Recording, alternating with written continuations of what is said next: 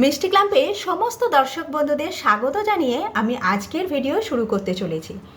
আজ আমি আপনাদের সাথে শেয়ার করব সোয়াবিনের পোলাও। এই রেসিপিটা আমি বাচ্চাদের টিফিন বক্সে বা কখনো ব্রেকফাস্টে আবার ডিনারেও কখনো কখনো বানিয়ে থাকি। ভীষণই সুস্বাদু আর ঝরঝরে এই সোয়াবিন পোলাও কিভাবে বাড়িতে ভীষণ সহজভাবে বানিয়ে ফেলতে পারবেন সেটাই এই ভিডিওর মাধ্যমে আপনাদের সাথে শেয়ার করতে চলেছি। ভিডিও ভালো লাগলে লাইক আর শেয়ার করতে ভুলবেন না। আর এখনও যদি আমার চ্যানেলটিকে সাবস্ক্রাইব করে না থাকেন তো প্লিজ বন্ধুরা আমার চ্যানেলটি সাবস্ক্রাইব করে পাশে থাকা বেল আইকনটা অবশ্যই প্রেস করে দেবেন, যাতে আগামী দিনে সমস্ত নতুন নতুন ভিডিওর নোটিফিকেশান খুব সহজেই আপনাদের কাছে পৌঁছে যায়। আসুন চটপট দেখে নেওয়া যাক আমার আজকের recipe soybean pulao. Soybean pulao বানাবার জন্য এখানে আমি বেশ কিছু সোয়াবিনের বড়ি নিয়ে নিয়েছি। এটা কিন্তু আমি ছোট সাইজের সোয়াবিনটা ব্যবহার করেছি, অর্থাৎ সোয়া চাং যেটাকে বলে।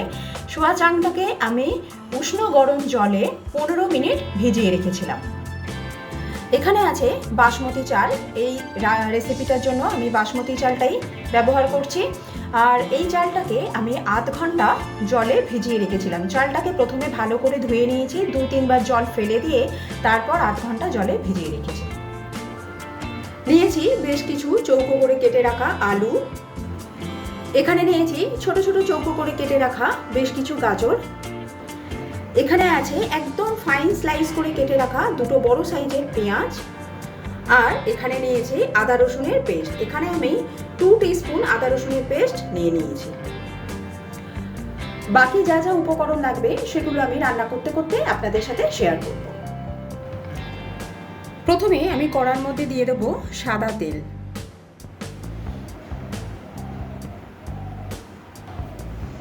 তেলটা একটু স্প্রেড করে নিলাম। তেল গরম হয়ে গেলে এই যে সোয়াবিন আমি ভিজিয়ে রেখেছিলাম এগুলোকে এরকমভাবে জল ভালোভাবে চিপে বার করে নিয়ে কড়ার মধ্যে দিয়ে দিচ্ছি।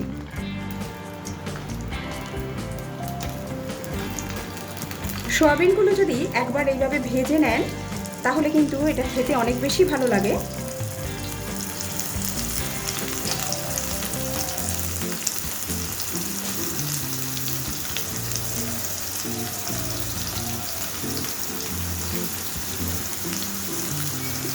সোয়াবিনগুলো দেবার পর দিয়ে দিচ্ছি সামান্য পরিমাণ নুন।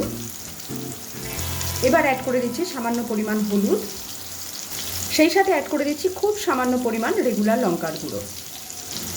এবার অল্প কিছু সময় নিয়ে সোয়াবিনগুলোকে ভেজে নেব।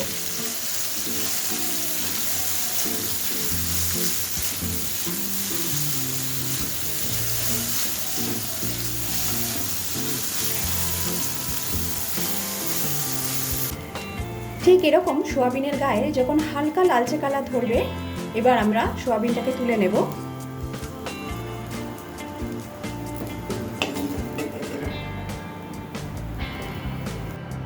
এবার আবারও কড়ার মধ্যে আমি সাদা তেল দিয়ে দিচ্ছি।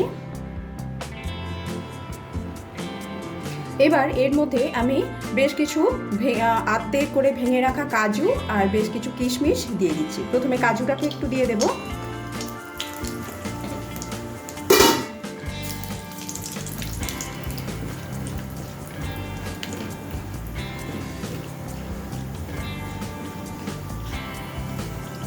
কাজু হালকা করে ভাজা হয়ে গেলে এর মধ্যে কিশমিশগুলো দিয়ে দিচ্ছি।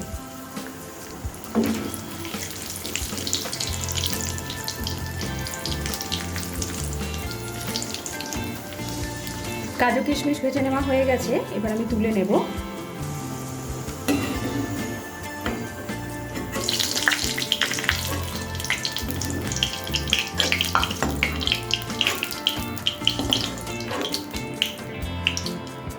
এবার এই তেলের মধ্যে আমি আলু আর গাজরটাকে ভেজে নেব।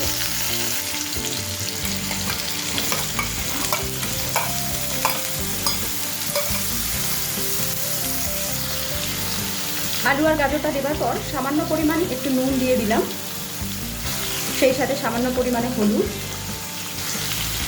আলু আর গাজরটাকেও কিন্তু আমরা খুব বেশি ভাজবো না, জাস্ট হালকা করে একটু ভেজে নেব। আমি এখানে আলু দিয়েছি, আপনারা না চাইলে আলু নাও ব্যবহার করতে পারেন।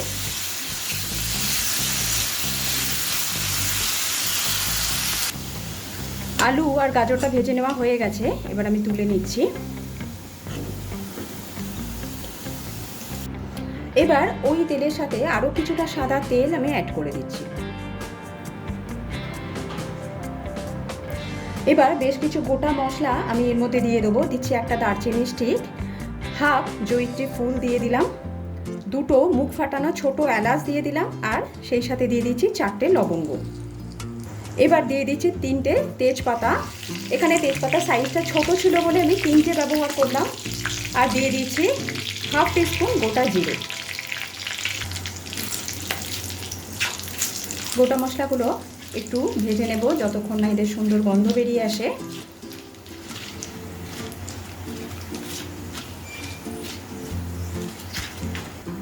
গোটা মশলাগুলো হয়ে গেলে এর মধ্যে আমি স্লাইস করে কেটে রাখা পেঁয়াজ অ্যাড করে দিচ্ছি।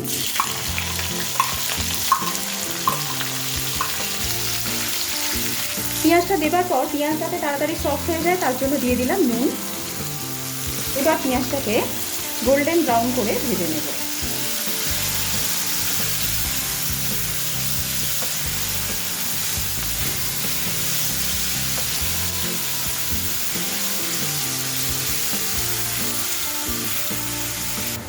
যতক্ষণ পেঁয়াজটা ভাজা হচ্ছে ততক্ষণে একটা মশলা আমি বানিয়ে নিচ্ছি।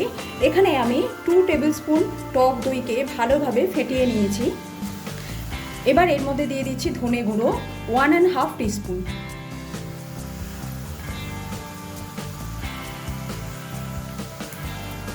দিচ্ছি 1 টিস্পুন জিরে গুঁড়ো।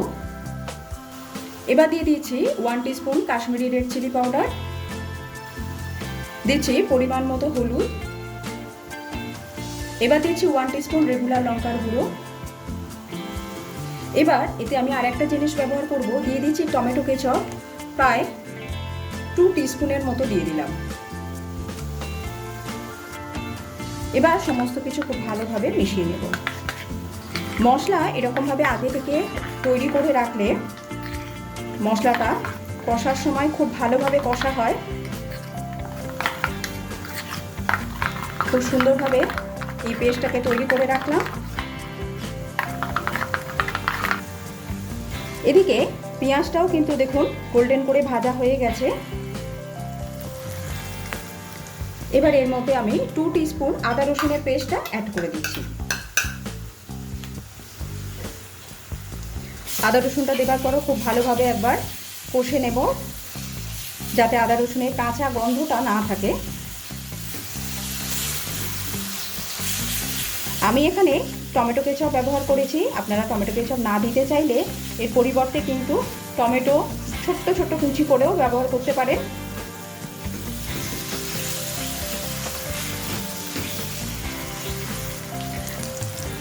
আদা রসুনের কাঁচা গন্ধটা চলে গেলে এর মধ্যে আমি মশলার পেস্টটা অ্যাড করে দিচ্ছি।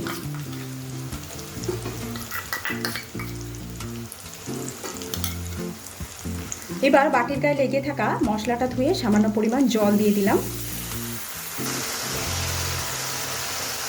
সেই সাথে দিয়ে দিচ্ছি নুন। এবার খুব ভালোভাবে মশলাটাকে কষে নেব।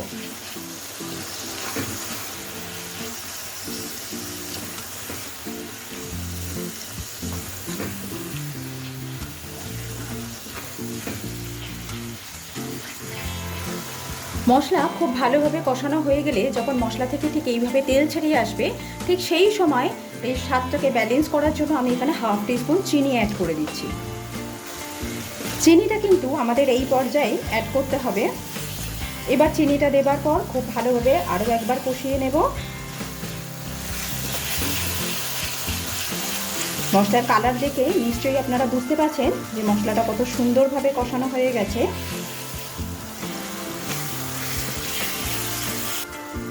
এবার এর মধ্যে আমি যে চালটাকে আধ ঘন্টা ভিজিয়ে রেখেছিলাম, আধ ঘন্টা ভেজানোর পরে আমি এরকম একটা স্ট্রেনারের মধ্যে চালটাকে ছেঁকে নিয়েছি। এবার এই চালটাকেও আমি এর মধ্যে দিয়ে দিলাম। স্ট্রেনারের উপরে চালটাকে রেখে দিয়েছি প্রায় 10 থেকে 15 মিনিট সময় নিয়ে, যাতে খুব ভালোভাবে চালের জলটা ঝরে যায়। এবার চালটা দেবার পর এতে আমি সয়াবিন অ্যাড করে দিলাম, সেই সাথে আমি এর মধ্যে ভেজে রাখা আলু আর গাজরটাকেও অ্যাড করে দেব।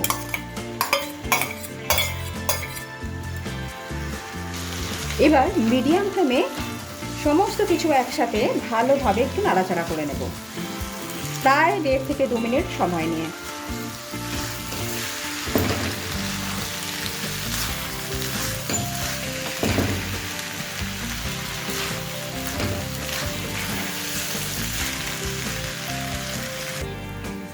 এইভাবে চালটা যদি ভেজে এই রেসিপিটা রান্না করেন তাহলে পোলাওটা কিন্তু অনেক বেশি ঝরঝরে হয়, তাই চেষ্টা করবেন একবার এই প্রসেসেই পোলাওটা বানাতে। চাল ভেজে নেওয়া হয়ে গেলে আমি এর মধ্যে এবার জল অ্যাড করব। এখানে আমি গরম জল অ্যাড করছি, আর যে মেজারিং কাপ মেপে আমি চালটা নিয়েছিলাম সেই কাপ মেপেই আমি জলটা এতে অ্যাড করব।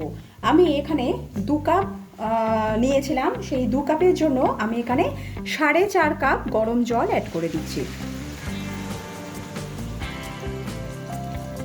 এই রেসিপিতে জলের মেজারমেন্টটা কিন্তু খুব গুরুত্বপূর্ণ একটা ভূমিকা রাখে, তাই জলটা ঠিকঠাক মতোই আমাদের অ্যাড করতে হবে। এবার গ্যাসের ফ্লেমটা হাই করে দিয়ে প্রথমে জলটাকে একটু ফুটতে দেব।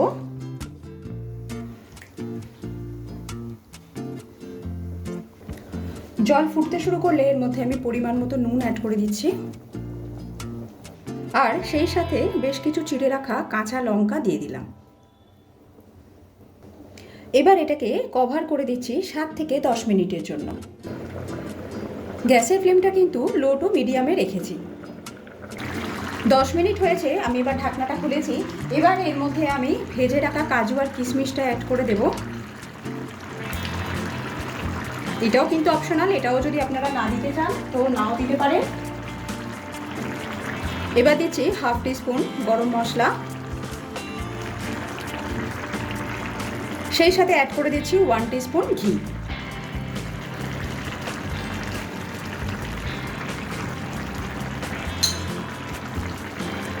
একবার মিশিয়ে নেব।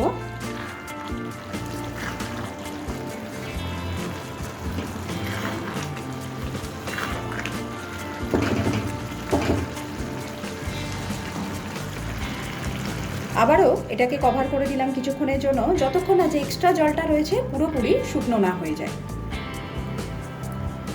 আরও প্রায় 8 থেকে 10 মিনিট লো ফ্লেমে এটাকে কভার করে রান্না করার পর আমি গ্যাসের ফ্লেমটাকে অফ করে দিলাম। এখনই কিন্তু তৈরি হয়ে গেছে আমার আজকের রেসিপি সোয়াবিন পোলাও।